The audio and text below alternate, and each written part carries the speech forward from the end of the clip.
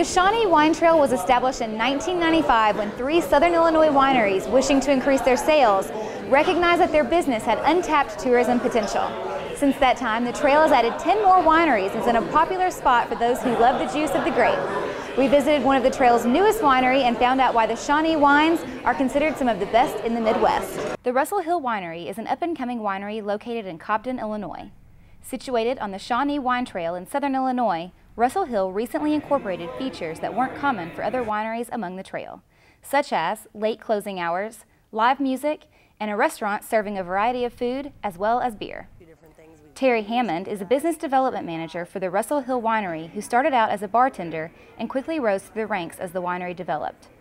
She's responsible for arranging appearances for live bands along with overseeing operations in the newly expanded kitchen.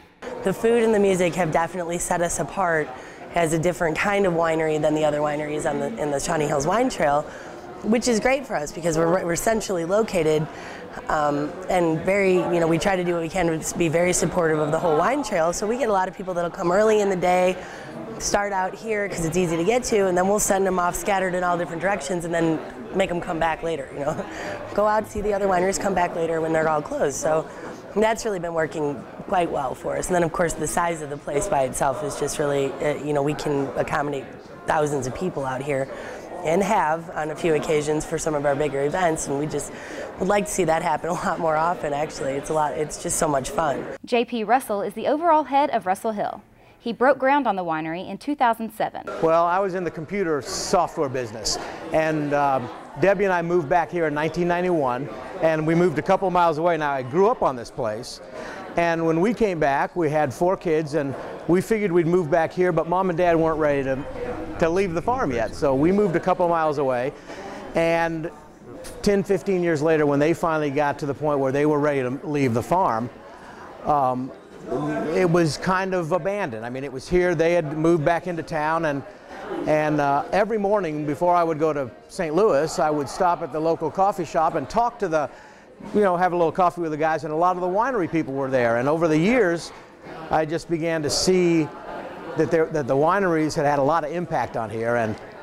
And one day I asked one of them, is there really money in this? Can you do anything? And they go, absolutely. And I brought them out here, and they took one look at the top of the bluff line around this pond, and they said, this is as perfect of a vineyard spot as you can get in the area. Well, the next day I planted my vineyard.